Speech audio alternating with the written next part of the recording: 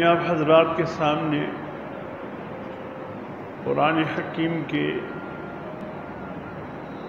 دو مختلف مقامات سے تلاوت کا شرف حاصل کیا۔ یہ دو آیتیں ایسی ہیں کہ اگر میں یہ کہوں کہ قرآن مجید کی بڑی عجیب آیات ہے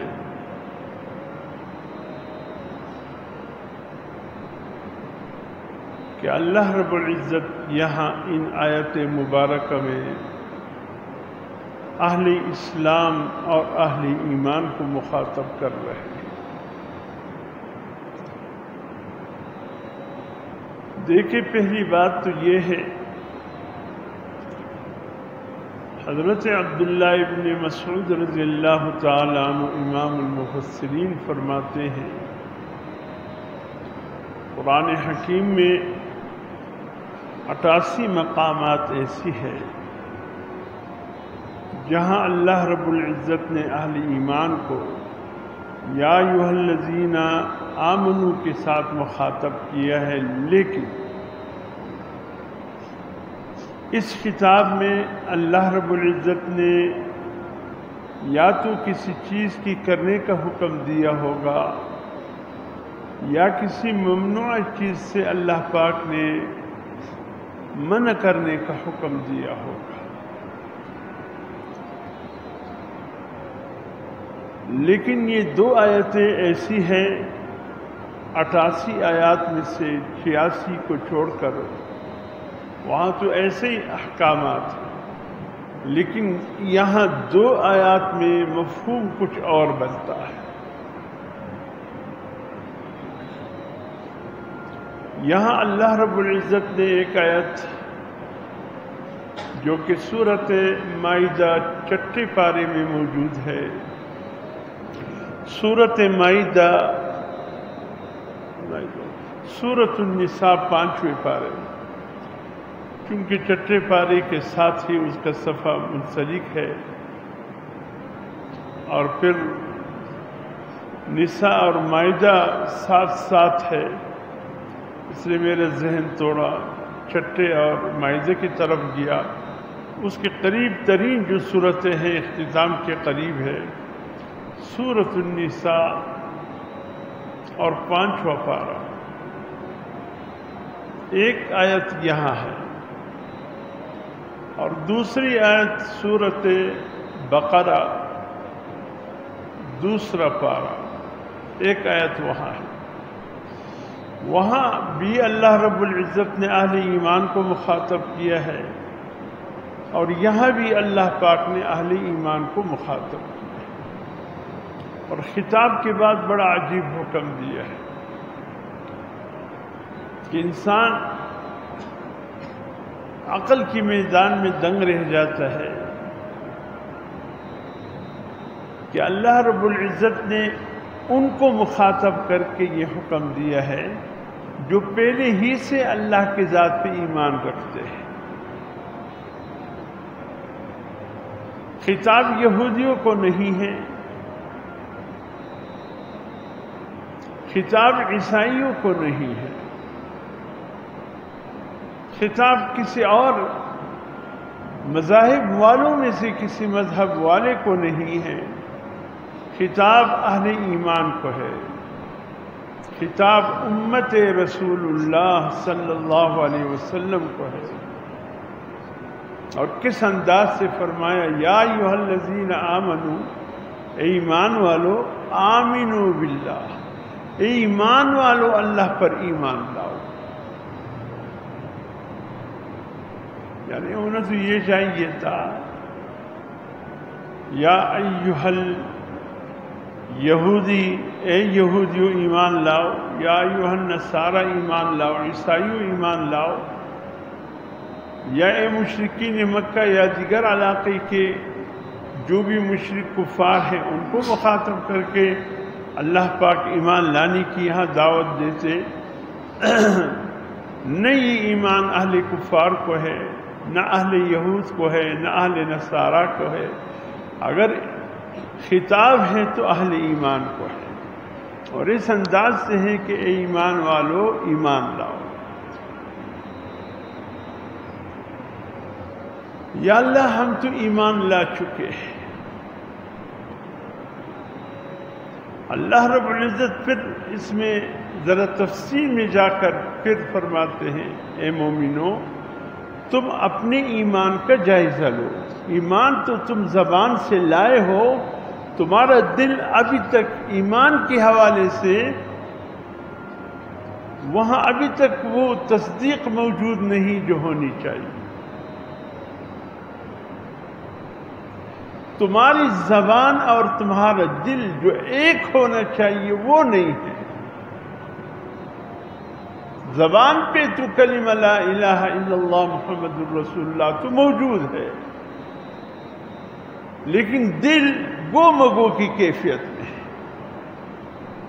گو مگو کی کیفیت میں. اگرچہ وہ منافقین اعتقادی سے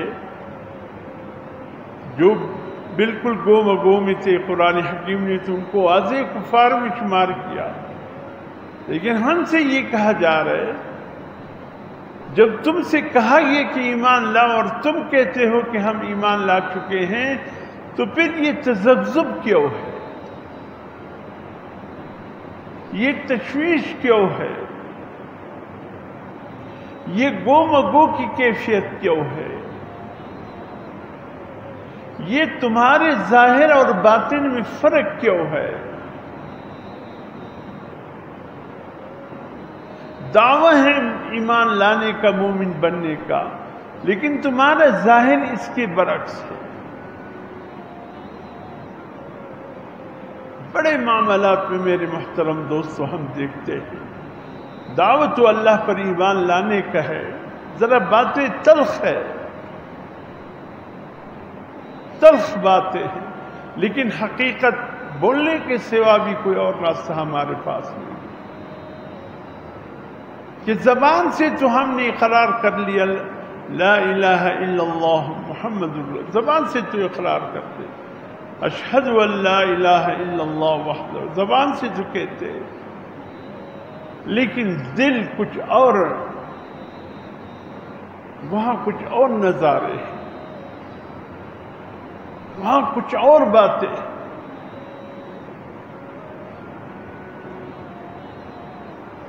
مثلا اگر واقعی ہمارا ایمان پکا ہوتا تو پھر ہماری نمازیں ایسی ہوتی جیسے ہم نمازیں پڑھتے ہیں، ہمارے روزے، ہماری زکوٰۃ، ہمارے حج ایسے ہوتا جیسے ہم کرتے ہیں. نماز اس کا انداز یہ ہے پڑھ لیا تو پڑھ لیا، نہیں پڑھا تو سرے سے پرواہ نہیں ہے. یہ ایمان ہے تمہارا، اللہ یہی فرماتا. اس ایمان کا تم دعویٰ رکھتے ہو. بازاروں اذانوں کے وقت تمہارے بازار آباد ہے، تمہاری مساجد ویران ہے، 2-3 صفوں کو بھی تم مسجد بھرے ہوئے کہتے ہو. بھلا یہ بھرا ہوا مسجد ہے؟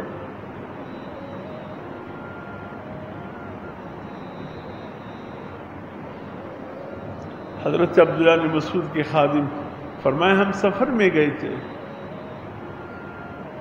واپس جب پہنچے، یہ 18ویں پارے میں سورۃ النور میں یہ واقعہ موجود ہے. فرمائے جب ہم واپس پہنچے تو ظہر کی اذانیں ہو چکی تھی، ظہر کی اذانیں ہو چکی تھی،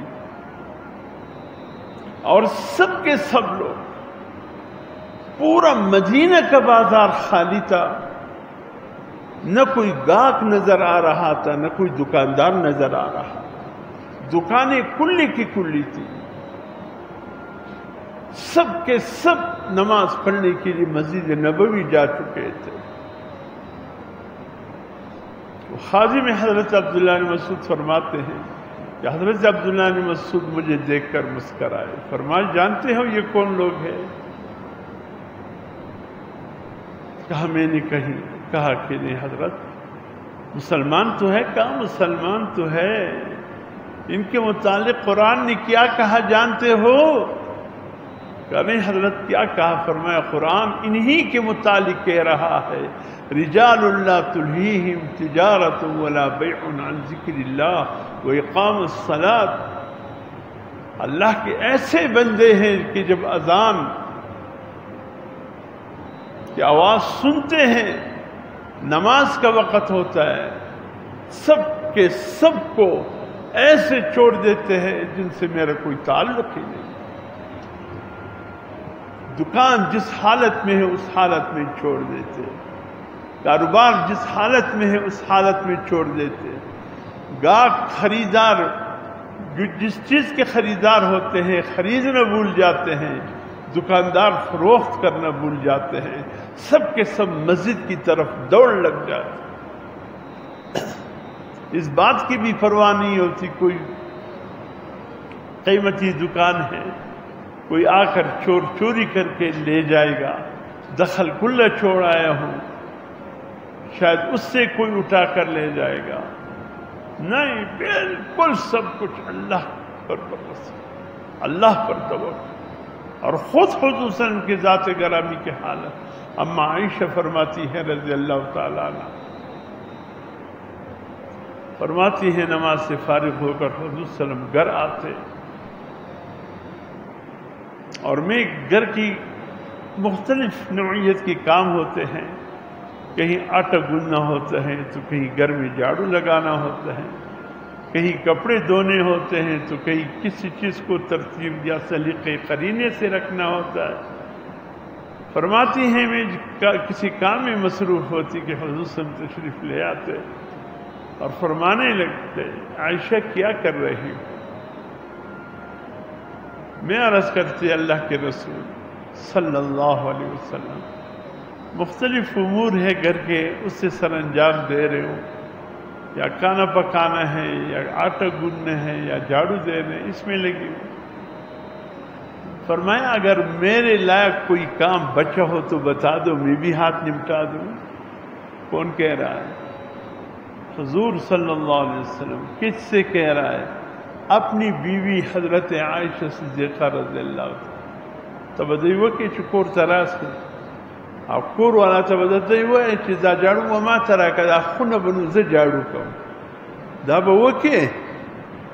او که مازې یو ښځې ولیدې د کوره دی زن مرید جوړ شوی دی تراسه، توبه، دا زموږ د پیغمبر علیه السلام سنت عمل دی.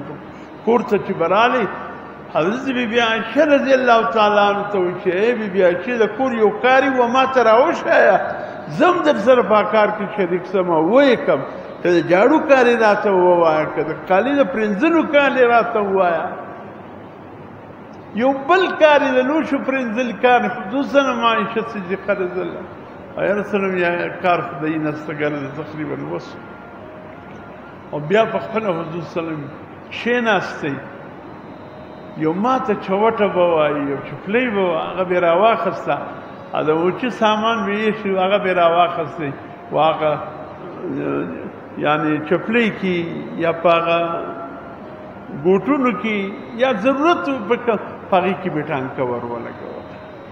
په خپل لاس حضور سلم دا عمل کړی دی چې نور کار خو نه ذرا څه دا چپلی د ډېر وروسته پرې سوي ده نو زه به ما د ټانکه ور ولګوم څه به جوړه کړم.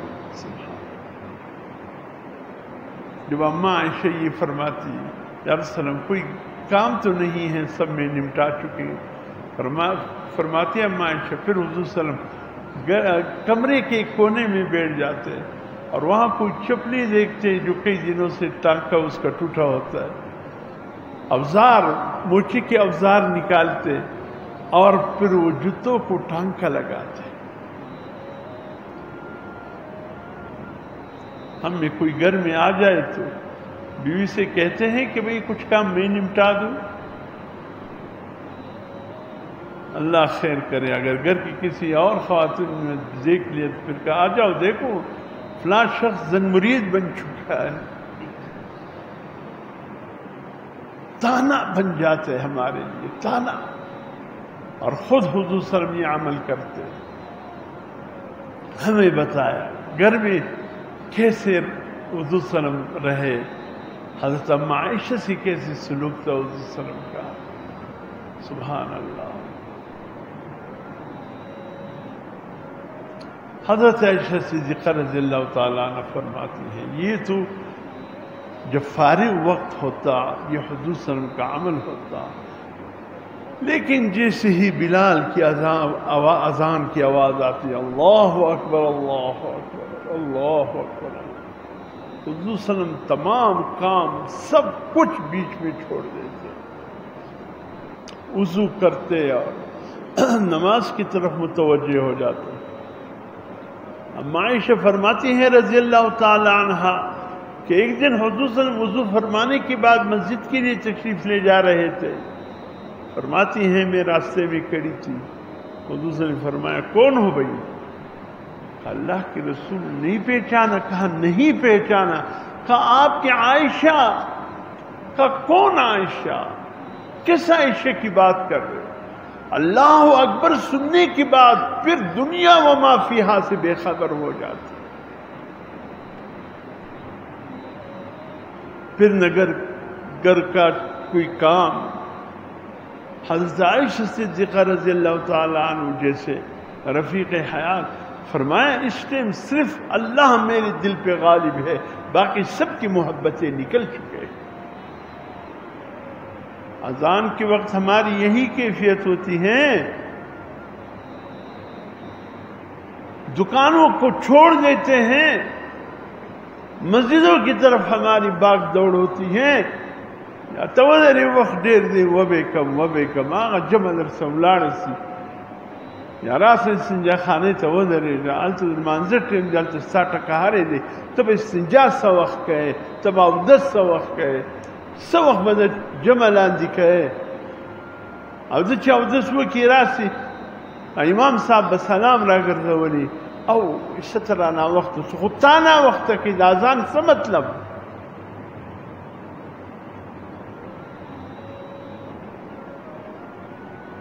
میرے محترم دوستو، اگر ہماری اذان کے وقت بھی ہم اللہ کی عبادت کی طرف ہماری دوڑ نہیں لگتی، مسجد کی طرف جانے کی طرف ہمارے قدم نہیں اٹھتے، بس ابھی تھوڑا کام میں جماعت نکل جائے تو پھر اللہ کا یہ فرمان صحیح ہے، اے ایمان والو ایمان لے آؤ۔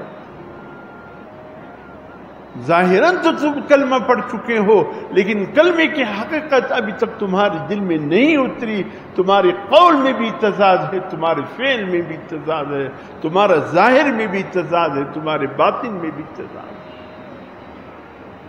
تمہیں تجدید ایمان کی ضرورت ہے۔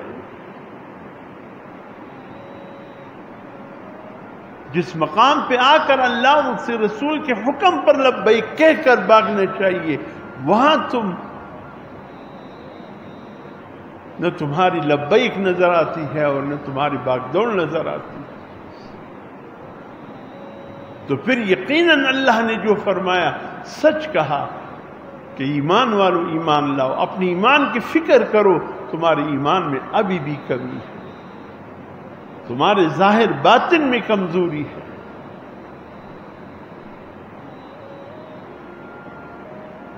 بعض علماء نے لکھا ہے یا ایھا الذین آمنوا آمنوا باللہ ورسولہ، کہ ایک مفہوم یہ بھی بنتا ہے اے ایمان والو اپنے آپ کو صفت تقوی سے آراستہ کرو،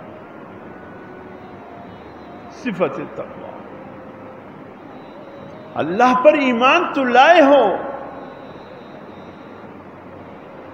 لیکن ابھی تک اللہ کا خوف دل میں نہیں آیا، اللہ کا ڈر ابھی تک دل میں نہیں ہے، خوف آخرت ابھی تک دل میں نہیں ہے۔ دیکھ لیجیے، دور نہیں جاتے، ادھر ہی اپنے آس پاس دیکھتے ہیں، کوئی گاہک آ جائے خراب سے خراب چیز ہم اس کے سامنے کریں گے، معاف کیجیے سب کی بات نہیں کر رہا ہوں، اللہ ماشاءاللہ ہے اللہ کے نیک بندے بھی اسی معاشرے میں، کوشش یہ ہوتی ہے کہ عیبدار چیز سامنے کر کے اچھی صورت میں ہم فروخت کریں۔ جائیے کسی ریڑھی والے کے پاس کھڑے ہو جائے، اس کا بس نہیں چلتا، جو چیز آپ نے اٹھا کر تیلی میں ڈالے ہیں وہی چیز آپ کو دے دے۔ ان کی کوشش یہ ہے جس تیری کو اس نے ایسے پل یا ایسے سبزیوں سے بھرا ہوا ہے جو سڑے ہوئے ہیں، وہ تمہیں تما دیتا ہے۔ یہ خوف خدا ہے، یہ خوف رسول ہے۔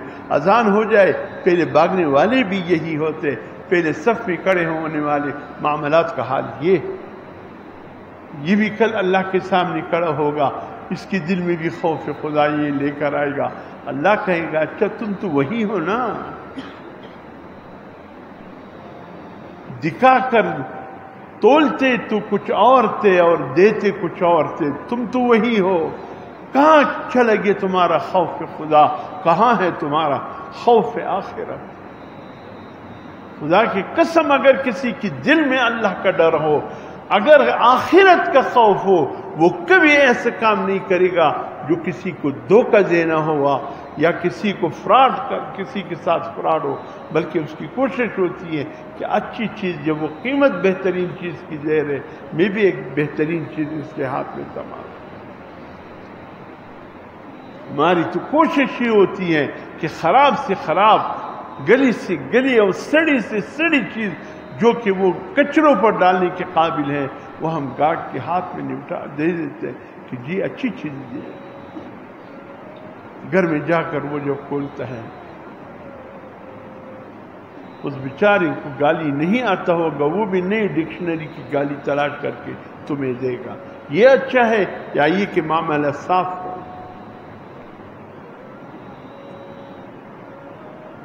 اس لیے یہ بھی لکھا گیا ہے کہ اے ایمان والو ایمان لاؤ۔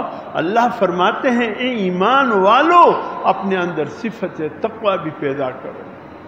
جب صفت تقوی آئے گا اذان کے وقت، پھر نماز پڑھنا آسان، کاروبار اور ملازمت چھوڑنا یہ سب سے آسان یہ ہوگا، اور پھر کاروبار کرنا مشکل ہو جائے گا۔ اذان ہو گئی، اللہ کی طرف سے ندا آ گئی، دکاندار سے تانے سے دکان تو یہ پولیس والا راہ سے چاولدار سا پتانے کی خوشتے سنگ ورزخلے بابا دکان جو چاہتا پریش ہوئی، دکان اقبل کار کے دم تانے سے سوئی رہا تھا، حوالدار صاحب خوشتے ہم دو ٹکی انسان لپارا سا دی میدان دی، او چا اللہ وی حی علی الصلاة راس از مال مانزت ازما کامیابی تا دلتا نموملا ممات زرمو نغواری چی پور تسود المانزت اولاد اوائی چمی دا خدای سدیر بیدیر شکست پس رکی میں خوف دیر دی، دا خوف دی۔ اور زنون مصری رحمت اللہ علیہ فرماتے ہیں اس کا یہ مفہوم بھی نکلتا ہے کہ ایمان والو ایسے مومن بن جاؤ کہ اگر تمہارے دل اور دل میں بننے والے جذبات، تمہارا نفس اور نفس میں ابھرنے والے خواہشات اور تمہارا دماغ اور دماغ میں آنے والے خیالات، ان کو مجسم شکل بنا کر لوگوں کے سامنے پیش کر دیا جائے، تمہیں شرمندگی نہ ہو کہ تمہارا نفس اتنا پاکیزہ ہو، تمہارا دل اتنا پاکیزہ ہو، تمہارا دماغ اتنا پاکیزہ ہو، جب کسی کے سامنے اس کے اشکار کیے جائے تمہیں شرمندگی نہ ہو، اتنی پاکیزہ ہو تمہارا ذہن۔ اب میں کسی سے کہوں تو تمہارے نفس میں جو کچھ ہے، تمہارے دل میں جو کچھ ہے، تمہارے دماغ میں جو کچھ ہے، اس کو ایک مجسم شکل بنا کر لوگوں کے سامنے اشکارہ کروں، آؤ اس کی حقیقت یہ ہے، کیا بڑے مجمع میں تم برداشت کر لو گے؟ یا ہوئی تو خدای پار دی چیز ماں پذڑے کی سجی چاو مخترا رسی 17 خبر از ما پذڑے کی ساتلی 17 سوچون از ما پا دماغونو کی دی، یعنی سوالی پیدا نہیں وقت حضرت مولانا ڈاکٹر عبدالحی صاحب رحمۃ اللہ علیہ کے پاس ہمارے کراچی کے مفتی تقی عثمانی صاحب کے مرشد ہے، پیر ہے، ایک شخص ہے کہ حضرت کیا کرے، ہم ان نمازوں کو چھوڑ دے۔ فرمائے کیا ہوا نمازوں کو؟ کہا حضرت سجدے میں پڑے ہوتے ہیں، خیالات اتنے گندے خیالات آتے ہیں، اللہ کے سامنے سجدے میں سر رکھا ہے، خیالات اتنے گندے ہیں کہ دل کہتا ہے کہ بس نماز کو توڑ دو اور بھاگ جاؤ۔ آج ہماری نمازیں کچھ اس سے کم نہیں ہیں، سجدے میں پڑے ہوں گے، یہ بھول گئے ہوں گے کہ ہمارے سامنے اللہ کھڑا ہے، سجدے میں بھی ہمارے خیالات میں پتہ نہیں ایسے باتیں آتے ہیں، علامات نماز میں بھی ایسے تصورات بنتے ہیں، ایسے جذبات دل کے بنتے ہیں۔ اللہ دیکھیں، نماز میں دو قسم کی سوچ ہے، یاد رکھیں۔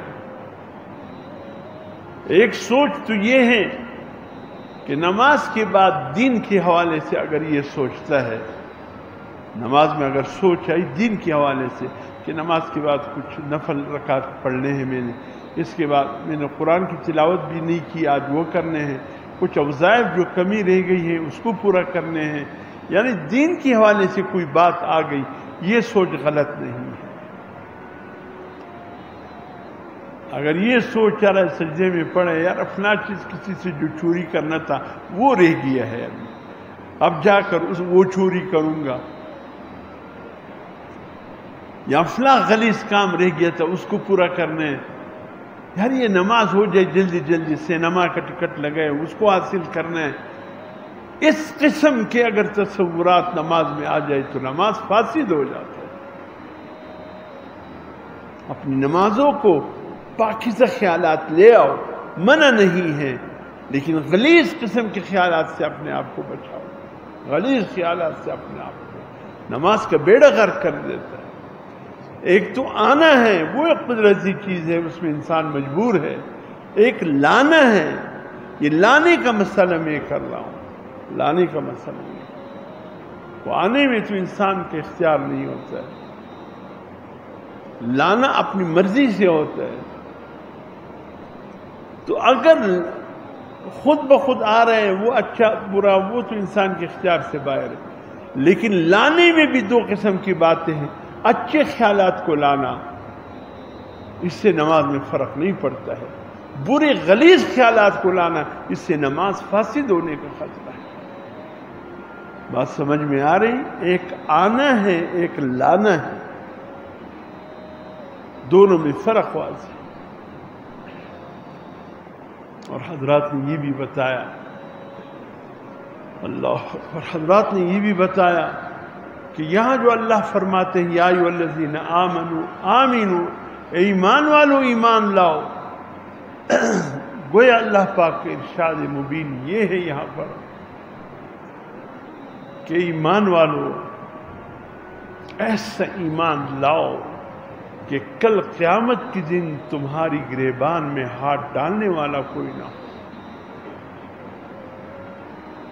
عملونو خود صفا دي ټیک د لمونځ کړی دی، زکات ور کړی دی، په خپل په کال کې صاحب نصاب هغه دې پوره کړی دی، حجونه دې کړي دي، عمرې دې کړي دي، روژې دې فرض دې نیولي دي، نفلونه دې نیولي دي، صدقې دې ورګرده شئ په خپل ځای،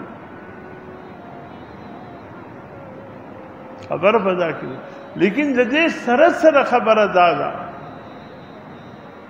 چې داسې یو کار ستاسو په ژوند د دنیا کې ونه سي چې قیامت په ورځ یو کس راسي او ستا غاړې ته لاس واچوي، یا الله دا فلانی زما حق یې خوړل دی۔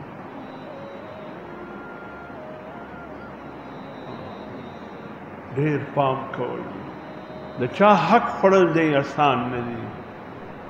زما خبره واوره، پښتنو ته یې ته وایم،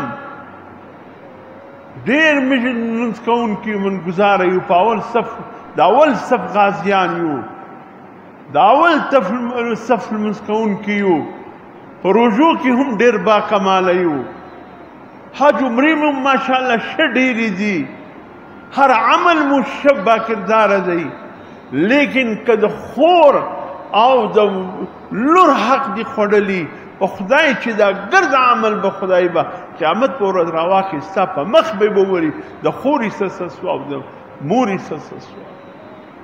په دا نه خلاصېږي چې ډېر لمونځونه دې کړي دي، په دا نه خلاصېږي چې ډېرې روژې دې نیولې دي، په دا نه خلاصېږي چې ډېر حجونه او ډېرې عمرې دې کړي دي.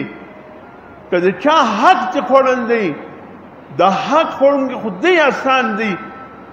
چې پوښتنه چا څه وکړم فتوې له راځي خور لرې و دو خوندې شته نو هغه خو تا راونه ښولې هغې یې څه شوه یا نو کاري صاحب موږ په پښتنو کې کله دا رواج و موږ کله خو خوندو ته ایستې وخت ستا په پښتونوالي کې دا رواج نسته، په شریعت کې خو ستا، د الله او د رسول په قانون کې خو ستا. چې ډېر صوفي او ډېر ښه سړی هغه به نو دا ووایي خور را وبخښئ. دا دومره غیرتمند خور ده خپله حصه و تا ته در بخښي. یو غیرتمند ورور نه سو پیدا چې خپله حصه و دا خور ته وبخښي. ولې نه وینم په دا معاشره کې یو غیرتمند ورور چې دی راولاړ شو چې زه شی نه یې اخلم زه ګرځه خپله حصه و خور ته بخښم. ولې نسته به داسې غیرتمند ورور؟ همیشه دا غیرت خور کوي یا بس او خوندو څه چې پوښتنه وکړې بس مولوي صاحب دغسې ټیک ده په ګرده ژوند به بیا د ورور په کور بنده یم. بیا به ورور راته وایي چشله راځې خپله حصه دې واخسته په کور کښېنه. مې معاشره کې بدقسمتي خو دا هم ده.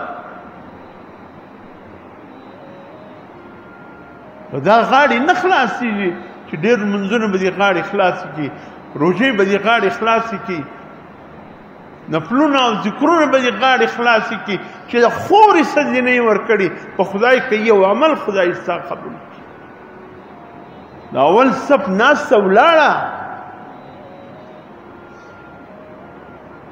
دا غور وکړئ د حق د چا ونه خورئ. معامله ډېره سخته ده، ګډې ډېره سخته را روان دي. صاحب اوله پوښتنه به قیامت په ورځ کېږي څوک خو دی نسته چې په تا حق باندې نو که قیامت په ورځ دغه خور ومخته راله او ته یې د غاړې ونیولې او ویې ویل یا الله دا زما ورور دی زما حق یې نه دی راکړی نو څه به کوې؟ پلار حق خیال ساته. یو پلار رالی میډیکل سټور ته میډیکل سټور ته وایي په ژړا وایي چې دا ولې دوايانې دې ګرانېږي؟ ولې بابا خو ته خو اخستی سې او ګولۍ دوې روزانه رانیسې. وایي نور همت مې نسته چې زوی ته لاس ونیسم. ولې ستا زوی و تا ته لاس نسي چې تا ته وایي چې زویه یې څه پیسې راکړه ګولۍ رانیسم؟ ولې؟ دا پلار حق نسته ستا سره. معاملې صفا کوي سخته ورځ را روانه ده. اوله پوښتنه به د الله ستا کېږي چې الله پاک وایي یا ایها الذین آمنوا آمنو چا چې ایمان راوړی دی هغه دې دی صفا ایمان راوړي چې قیامت پر ورځ یو سړی ستا و غاړې ته لاس وانچي. نه پلار نه خور نه ورور نه یو عزیز نه یو قریب نه یو مسلمان نه یو بل انسان چې تا دغه حق خوړلی د مځکې په شکل کې یا د بل په شکل کې دی نه چې قیامت پر ورځ الله پاک وایي ها فلا ابن فلا عملنامې پیش شوې ده د چا حق خو په دنیا کې نه دی خوړلی. وایي یا الله دا خلک به رازغلي خپل حق به تا ته راولي زما حق یې خوړل دی. پلار به رازغلي خور به رازغلي ورور به رازغلي زما حق یې خوړل دی. نو څه شي وایي تا سره چې ورکړې؟ پیسې هر چیز په دنیا کې پاته شو خو دغه ښه عملونه پاته دي دغه به ورکوې نو بل خو شی نشته. خدای ته ومنه د چا حق په غاړه یې ونیسه. کسی کا حق کا کر نہیں جانا ہے بس حقوق پورے رکھنے ہیں حقوق پورے رکھنے. اپنی بہنوں کے حصے بھی دے دو بیٹیوں کے حصے بھی دے دو والدین کے حصے دے دو. کوئی باپ آپ کے سامنے ہاتھ پھیلا کر نہ کہے بیٹا کچھ گولیوں کا پیسہ دے دو. یہ موقع آنے مت دو کہ تمہارا باپ تمہارے سامنے ہاتھ پھیلا. سخت معاملے کیا معاملے صاف کرو، ایسے نہ ہو قیامت کے دن اللہ کے حضور پھر آپ کو اپنے نمازیں دینے پڑ جائے، روزے دینے پڑ جائے، زکوٰۃ دینی پڑ جائے. اللہ عمل کی توفیق نصیب کرے.